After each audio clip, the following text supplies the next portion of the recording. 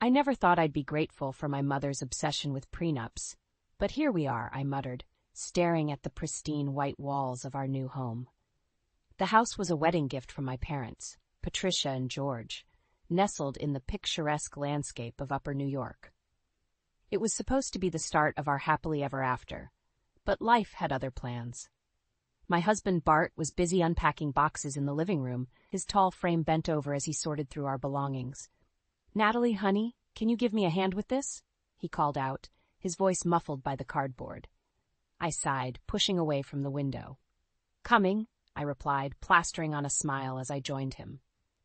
As I helped Bart unpack, I couldn't shake the feeling that something was off. He'd been unusually quiet since we arrived, his usual charm and easygoing nature replaced by a nervous energy. "Everything okay?" I asked, placing a hand on his arm. Bart hesitated, then set down the box he was holding. "Actually, there's something we need to talk about," he said, his blue eyes clouded with worry. My stomach dropped. "What is it?" Before Bart could answer, the doorbell rang. He visibly relaxed, as if saved by the bell. "That must be Mom," he said, hurrying to the door. I froze. His mother, Jennifer, wasn't supposed to visit until next week. I followed Bart to the entryway, where he was already embracing a petite woman with graying hair. "Jennifer," I said, forcing a smile. "What a surprise." Jennifer pulled away from Bart and turned to me, her eyes brimming with tears. "Oh, Natalie," she said, her voice trembling. "I'm so sorry to barge in like this, but I couldn't wait any longer." Bart placed a hand on his mother's shoulder. "Mom, why don't we sit down?" he suggested, leading her to the living room. As we settled onto the couch, surrounded by half-unpacked boxes, I felt a growing sense of dread. Jennifer clutched Bart's hand, her knuckles white. "What's going on?" I asked, looking between them. Jennifer took a deep breath. "I've been diagnosed with terminal cancer," she said, her words hanging heavy in the air. "The doctors say I have less than a year." I gasped, genuinely shocked. "Oh, Jennifer, I'm so sorry," I said, reaching out to touch her arm. She gave me a watery smile.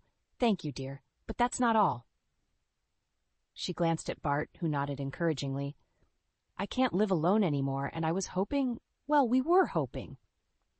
Bart cleared his throat. "Mom's going to move in with us, Natalie," he said, his tone leaving no room for discussion. I felt like I'd been punched in the gut. Our new home, our fresh start, was suddenly being invaded. But how could I object? The woman was dying, for heaven's sake. "Of course," I heard myself say, as if from a distance. "We have plenty of room." Jennifer's face lit up. "Oh, thank you both so much," she gushed, pulling us into a group hug. As we embraced, I caught Bart's eye over his mother's shoulder. He mouthed a silent, "thank you," but I couldn't bring myself to smile back. This wasn't how our life together was supposed to begin. Later that night, as Bart slept peacefully beside me, I stared at the ceiling, my mind racing. How had our perfect new beginning turned into this? I loved Bart, but I couldn't shake the feeling that I was losing control of my own life. Little did I know, this was just the beginning of a series of events that would test the limits of my love, patience, and ultimately my capacity for revenge. The aroma of freshly brewed coffee filled the kitchen as I tried to focus on my laptop screen. 3 weeks had passed since Jennifer moved in, and I felt like a stranger in my own home. Every morning, I'd find her rearranging my carefully organized cupboards or changing our routines without consultation. "Natalie, dear," Jennifer's voice chirped from behind me. "I hope you don't mind, but I've invited the ladies from my support group over for tea this afternoon." I gripped my coffee mug tighter, forcing a smile. "Actually, Jennifer, I have an important conference call scheduled for—" "Oh, don't worry," she interrupted, patting my shoulder. "We'll be quiet as church mice. You won't even know we're here." Before I could protest further, Bart wandered into the kitchen, still in his pajamas despite it being nearly noon. "Morning, ladies," he yawned, kissing his mother's cheek before giving me a quick peck. "Bart," I said, trying to keep my voice level, "can I talk to you for a minute, in private?" He followed me to our bedroom, looking confused. "What's up, honey?" I took a deep breath. "Bart, we need to set some boundaries with your mother. She's taking over the house, changing things without asking, and now she's inviting people over during my work hours." Bart's face fell. "Come on, Nat. She's going through a tough time. Can't you cut her some slack?" "I've been cutting her slack for weeks," I snapped. "But this is our home, and I need some say in what goes on here. It's her home now, too, Bart replied, his voice hardening. And in case you've forgotten, she's dying. The least we can do is make her comfortable. I felt a surge of anger. And what about my comfort? My work? Does that not matter anymore? Bart's eyes narrowed. I can't believe how selfish you're being right now. My mother needs us, and all you can think about is yourself. His words hit me like a slap. Selfish? I've bent over backward to accommodate her, but there has to be a limit. Well, maybe you need to be more flexible, Bart shot back. Family comes first, Natalie. I thought you understood that. I stared at him, feeling a chasm opening between us. I thought we were a family, Bart, you and me. He shook his head, looking disappointed. We are, but that includes my mother now, too. I need you to accept that. Without another word, he turned and left the room. I stood there, stunned by the realization that for the first time in our marriage, Bart had chosen someone else over me. The rest of the day passed in a blur. True to her word, Jennifer's friends were quiet, but their presence felt like an invasion. I struggled to concentrate on my call, acutely aware of the murmured conversations and occasional laughter drifting up from downstairs. That evening, as I was clearing up the kitchen, I overheard Bart and Jennifer talking in the living room. I'm worried about Natalie, Jennifer said softly. She seems so tense all the time. Maybe this arrangement isn't working out. No, Mom, Bart replied firmly. This is your home now. Natalie will adjust. She just needs time. I set down the plate I was holding, my hands shaking. Adjust? Was that all I was expected to do?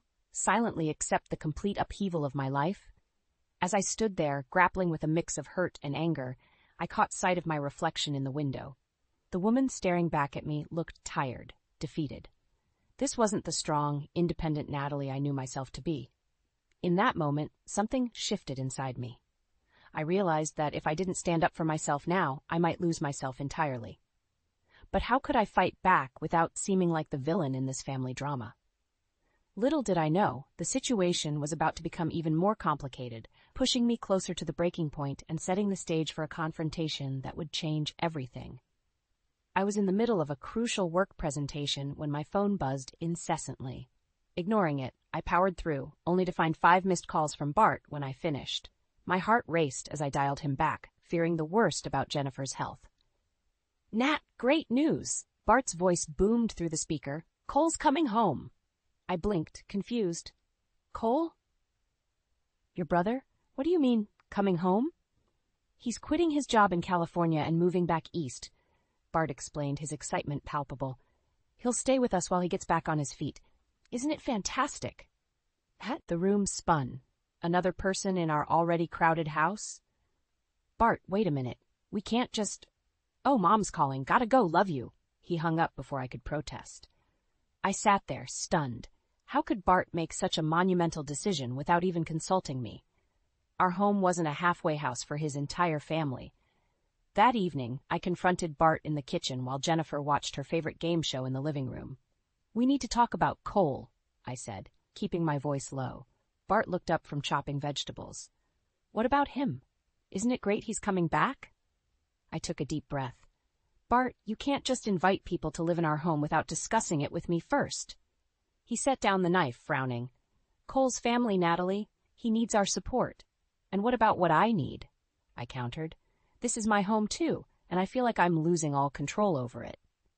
Bart's expression hardened. You're being selfish again. Cole's going through a tough time, and Mom needs all the family support she can get. Don't you dare call me selfish, I hissed. I've bent over backward to accommodate your mother, but this is too much. We're supposed to be partners, Bart. You can't keep making these decisions unilaterally. I'm not, he insisted. I'm doing what's best for our family. Our family? I laughed bitterly. It seems like your definition of our family doesn't include me anymore. Jennifer's voice floated in from the living room. Is everything all right in there, dears? Bart called back. Everything's fine, Mom, before turning to me with a pleading look. Can we talk about this later? I don't want to upset her. I threw up my hands in frustration and stormed out of the kitchen. As I passed the living room, Jennifer caught my eye, her expression a mix of concern and something else. Was that triumph? The next few days were a flurry of activity as Bart prepared for Cole's arrival. I threw myself into work, trying to ignore the growing resentment in my chest. The night before Cole was due to arrive, I lay awake, staring at the ceiling. "Nat?" Bart's voice was soft in the darkness. "Are you still upset about Cole?" I turned to face him. "It's not just about Cole, Bart. It's about us. I feel like I'm losing you to your family." He reached out, pulling me close. "You're not losing me. You're my wife, and I love you. But my family needs me right now. Can't you understand that?" I wanted to understand. I really did. But as I lay there in Bart's arms, I couldn't shake the feeling that our marriage was slipping away, one family crisis at a time. The next morning, I steeled myself as I heard a car pull up outside.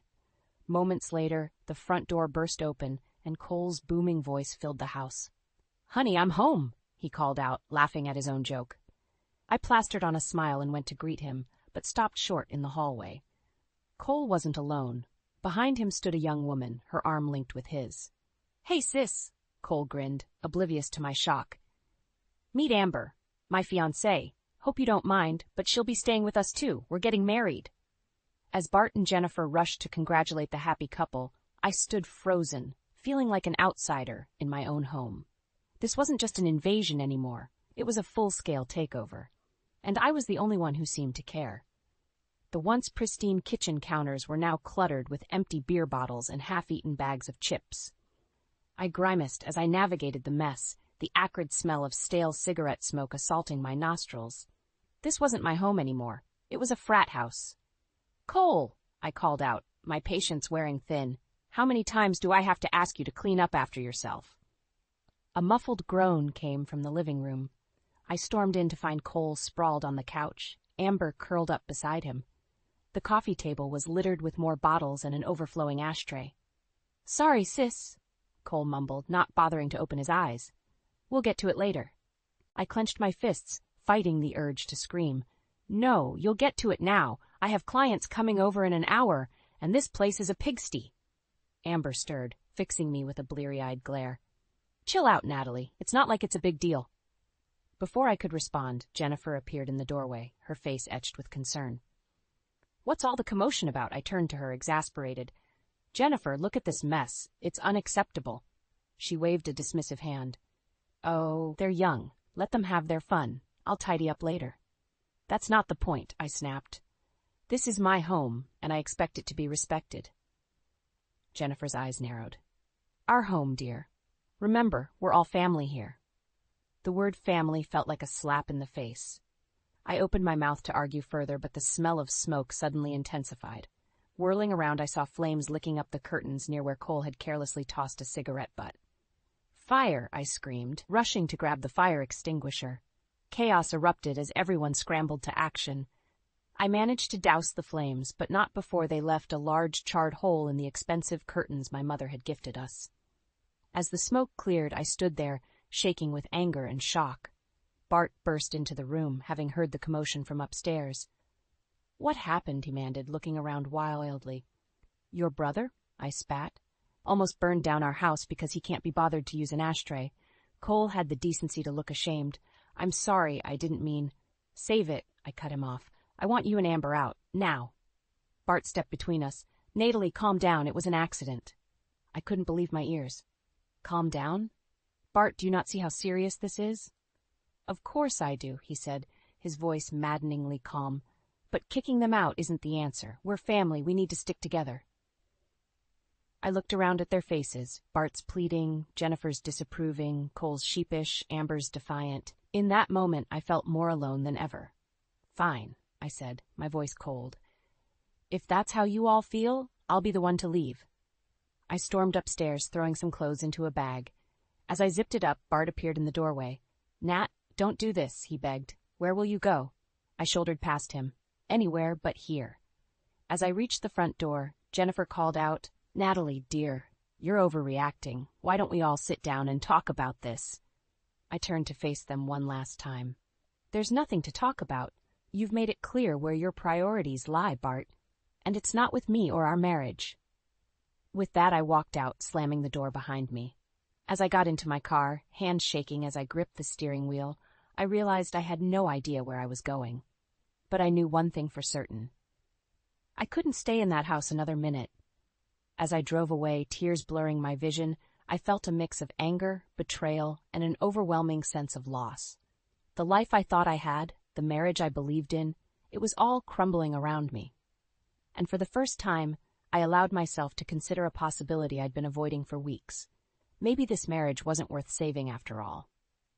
I returned home after 3 days at a hotel, my anger simmering, but my resolve strengthened. As I walked through the front door, the eerie silence struck me. No TV blaring, no chatter, no mess in sight. Something was off. Bart emerged from the kitchen, his face a mask of forced calm. "Natalie, we need to talk." I steeled myself. "Yes, we do. This situation is untenable, Bart. Things need to change." He nodded, gesturing to the living room. As we sat down, I noticed Jennifer peering from behind a partially closed door. My jaw clenched. "I've been thinking," Bart began, his voice unnaturally steady. "Maybe it's best if we take some time apart." The words hit me like a physical blow. "What?" He couldn't meet my eyes. "It's just the constant arguing, the tension. It's not good for anyone, especially Mom in her condition." I felt like I was drowning. "So you want to separate because I'm making your mother uncomfortable?" "It's not just that," he hurried to add. "Your attitude, the constant nagging, it's creating a toxic environment for everyone." I laughed bitterly. "My attitude? Bart, have you looked around lately? Your family has taken over our home, our life." "See, this is exactly what I'm talking about," he sighed. "You keep saying your family like they're not your family, too." "Because they're not acting like it," I exploded. "They've shown zero respect for me or this home, and you've done nothing but enable them." Bart's face hardened. "They're going through a difficult time. I thought you'd be more understanding." "Understanding?" I was on my feet now, shaking with fury. "I've been nothing but understanding. I've put up with your mother rearranging my home, your brother nearly burning it down, and you've consistently chosen them over me, your wife." "That's not fair," Bart protested weakly. "No, what's not fair is you blindsiding me with this separation nonsense instead of standing up for our marriage." The door creaked open, and Jennifer stepped out, her face a picture of concern. "I'm so sorry, dears. I never meant to cause such strife." I rounded on her. "Oh, save it, Jennifer. This is exactly what you wanted, isn't it? To drive a wedge between us?" Bart jumped to his feet. "That's enough. How dare you accuse my mother?" "Your mother, your brother, your family," I spat. "That's all I've heard for months. What about me, Bart? What about us?" He ran a hand through his hair, frustration etched on his face. "I don't know what you want from me, Natalie. I'm trying to keep everyone happy." "Except me," I finished for him. "Well, congratulations. You've succeeded in making everyone happy but your wife." Jennifer stepped closer, reaching out to touch my arm. "Natalie, dear, perhaps if you tried to be a little more accommodating." I jerked away from her. "Don't touch me, and don't you dare tell me how to behave in my own home." Bart's eyes flashed with anger. "That's it. I can't take this anymore. Natalie, I think you should leave. Take some time to cool off and think about your priorities." I stared at him, disbelief and hurt warring inside me. "My priorities? What about yours, Bart? When did I stop being your priority?" He didn't answer, just looked away. In that moment, I saw our marriage for what it truly was, a sham, a convenience for Bart to play the dutiful son and brother while I faded into the background. "Fine," I said, my voice cold. "I'll leave. But don't expect me to come crawling back, begging for forgiveness. This time, you've gone too far." As I stormed upstairs to pack a bag, I heard Jennifer consoling Bart, telling him he'd done the right thing. Their voices faded as I moved through our bedroom, grabbing essentials. My hand paused over a framed photo of Bart and me on our wedding day. With a sudden, decisive movement, I slammed it face down. That happy couple was gone, replaced by strangers occupying the same space. As I left, bag in hand, I realized this wasn't just about saving my marriage anymore. It was about saving myself. I sat in my best friend Sarah's living room, clutching a glass of wine like a lifeline. My voice cracked as I recounted the events of the past few months, ending with Bart's devastating suggestion of separation. Sarah's eyes flashed with anger. "That spineless weasel! How dare he choose his family over you?" I sighed, feeling drained. "I don't know what to do, Sarah. I feel like I've lost everything." She leaned forward, her expression determined. "No, Natalie, you haven't lost everything. You've lost dead weight. It's time to take back control of your life." Her words sparked something inside me. But how? Bart and his family have taken over my home, my life. Sarah's lips curved into a sly smile. Remember who owns that house, Nat? Your parents gave it to you, not Bart. My eyes widened as realization dawned. You're right, the deed is in my name. Exactly, Sarah nodded. It's time to talk to your parents and a lawyer. You need to protect yourself and your assets. The next day, I met with my parents, Patricia and George. Their faces were a mix of concern and anger as I explained the situation. Oh, sweetheart, Mom said, pulling me into a hug. We had no idea things had gotten so bad. Dad's voice was steel. That boy never deserved you, Natalie, or our generosity. I took a deep breath. I need your help. I want to fight back, but I'm not sure how. Mom and Dad exchanged a look. We have just the person, Dad said, reaching for his phone. Remember your cousin Michael? He's a divorce attorney now. Within hours, I was sitting in Michael's office, laying out my story. He listened intently, his brow furrowing as I spoke. Natalie, he said when I finished, based on what you've told me, you have a strong case. The house is clearly your separate property, not a marital asset. Bart has no claim to it. Hope bloomed in my chest. So what do we do? Michael's smile was predatory. We go on the offensive. I'll draw up divorce papers immediately. We'll make it clear that Bart and his family need to vacate your property. As I left Michael's office, a plan forming in my mind, my phone buzzed. It was Bart. Natalie, please come home, his voice was pleading. We need to talk. I steeled myself. I'll be there in an hour. Walking into our house, my house, I felt a surge of confidence. Bart was waiting in the living room, looking haggard. Nat, I'm so sorry, he began. I've been thinking, and I realize I made a mistake. Can we please work this out? I almost laughed. Work what out, Bart? The fact that you chose your family over me? That you let them disrespect me in my own home? He flinched. I know I messed up, but no. I cut him off. There are no buts. It's too late for apologies. Bart's face fell. What are you saying? I took a deep breath, channeling all my hurt and anger into my next words. I'm saying it's over, Bart. I want a divorce. The color drained from his face. Divorce? Natalie? Please, let's not be hasty. Hasty, I scoffed. I've been patient for months, while you and your family walked all over me. Well, not anymore. Jennifer appeared in the doorway, her face a mask of concern. What's going on? I turned to her, my voice ice. What's going on is that you, Cole, and Amber need to start packing. This is my house, and I want you all out. Bart stood up, his face twisted with anger. You can't do that. This is our home. I pulled out the papers Michael had given me. Actually, I can. This house was a gift from my parents to me. It's not marital property, Bart. You have no claim to it. As the reality of the situation sank in, I saw the shock and disbelief on their faces. For the first time in months, I felt a sense of power and control. You have 1 week to move out, I said, my voice steady. All of you. As I turned to leave, Bart grabbed my arm. Natalie, please.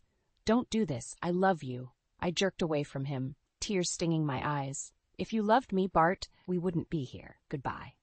Walking out of the house, I felt a mix of emotions. Sadness, anger, but most of all, a sense of liberation. The war wasn't over, but I had just won a major battle, and I was ready to fight for my life back, no matter what it took.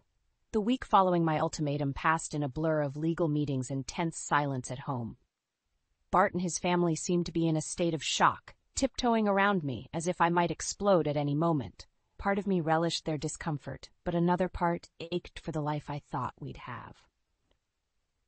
On the day of our first negotiation meeting, I steeled myself in the parking lot of Michael's office. This was it, the moment that would define my future. As I walked in, I saw Bart sitting there with his own lawyer, a sharp-looking woman in her 50s. His eyes were red-rimmed, and he looked like he hadn't slept in days. For a moment, my resolve wavered. Natalie, he said, his voice cracking, please, can we talk about this privately? I shook my head. We're beyond that, Bart. Let's just get this over with. Michael cleared his throat. All right, let's begin. Mr. Harrison, we've prepared a comprehensive divorce settlement. The main point of contention is, of course, the house. Bart's lawyer leaned forward. Yes, about that. My client contends that as the house was a wedding gift, it should be considered marital property.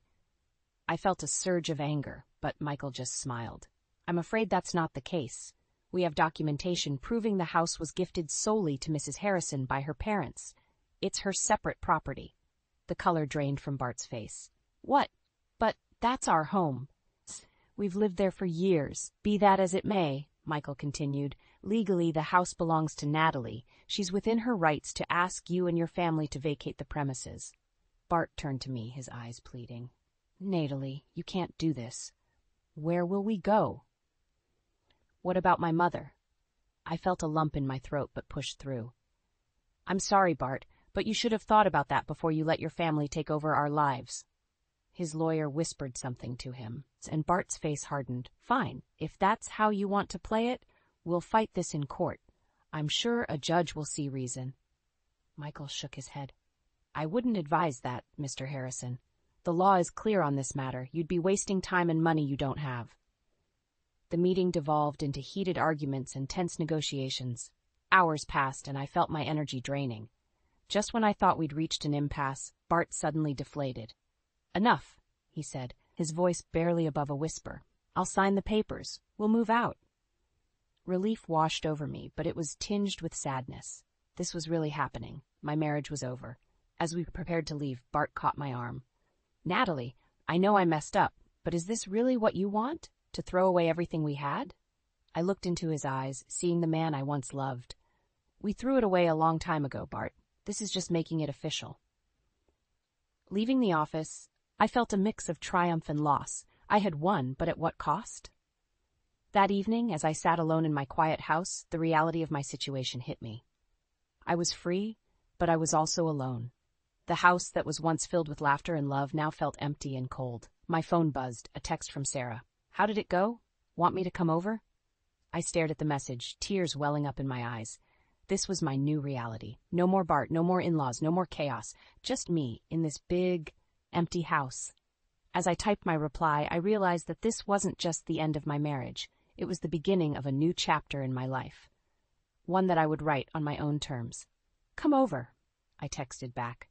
It's time to celebrate my independence. I took a deep breath, looking around at the house that was now truly mine. The battle was won, but the war of rebuilding my life was just beginning. And for the first time in months, I felt ready to face whatever came next. The day Bart and his family were set to move out dawned bright and clear, a stark contrast to the storm of emotions raging inside me. I stood at the window, watching as a moving truck pulled up to the curb. Bart emerged from the house, carrying a box. Our eyes met briefly, and I saw a flicker of regret in his gaze before he quickly looked away. Jennifer followed, leaning heavily on Cole's arm. She glanced up at my window, her expression unreadable. As I watched them load the truck, memories flooded back. The day we moved in, our housewarming party, the countless dinners and lazy Sundays we'd shared. For a moment, doubt crept in. Was I making a mistake? The doorbell rang, jolting me from my reverie. I opened it to find Sarah standing there, a bottle of champagne in one hand and a determined look on her face. I figured you could use some moral support, she said, stepping inside. I smiled gratefully. You have no idea. We sat in the kitchen, watching the proceedings through the window. Sarah poured us each a glass of champagne. To new beginnings, she toasted. As we clinked glasses, Bart appeared in the doorway. Natalie, can we talk? Just for a minute? Sarah squeezed my hand and discreetly left the room. I steeled myself, facing Bart. What is it? I asked, trying to keep my voice steady. He ran a hand through his hair, looking lost. I wanted to say I'm sorry, for everything. I never meant for things to end up like this. I felt a lump in my throat. Neither did I, Bart. But we can't go back. He nodded, his eyes glistening. I know. I just hope, someday, you can forgive me. As he turned to leave, I called out, Bart? He paused, looking back. I hope you find happiness, I said softly. A sad smile crossed his face. You too, Nat. You deserve it. And then he was gone. I watched from the window as the moving truck pulled away, taking with it the remnants of my old life. Sarah reappeared, wrapping an arm around my shoulders. How are you feeling? I took a deep breath. Honestly, I'm not sure. Relieved, sad, scared, all of the above. She nodded understandingly. That's normal. But you know what? You're free now. This is your chance to rediscover yourself. As her words sank in, I felt a spark of excitement ignite within me. She was right. For the first time in years, I was truly free to live life on my own terms. We spent the rest of the day reimagining the house. We moved furniture, discussed paint colors, and planned a complete overhaul of the guest room, Jennifer's old room, into a home office. As evening fell, we sat on the patio, enjoying the peaceful silence. Sarah's phone buzzed, and she grinned as she read the message. "So," she said, a mischievous glint in her eye, "remember my colleague, David? The one I told you about?"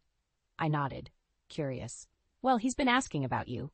Wanted to know if you might be interested in grabbing coffee sometime." I felt a flutter of nervousness and excitement. "I don't know, Sarah. Isn't it too soon?" She shook her head. "It's just coffee, Nat. No pressure, but it might be nice to remember that there are good men out there, men who will put you first." I thought about it for a moment, then smiled. "You know what? Tell him I'd love to." As Sarah tapped out a reply, I gazed out at the garden, feeling a sense of peace wash over me. The path ahead was uncertain, but for the first time in months, I felt hopeful.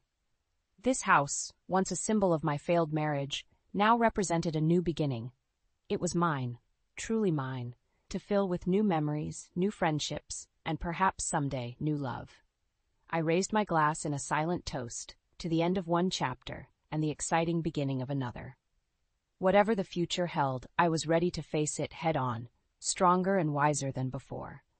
As the sun set on this tumultuous day, I realized that sometimes the end of one dream is simply the beginning of a better one, and I couldn't wait to see what this new dream had in store for me.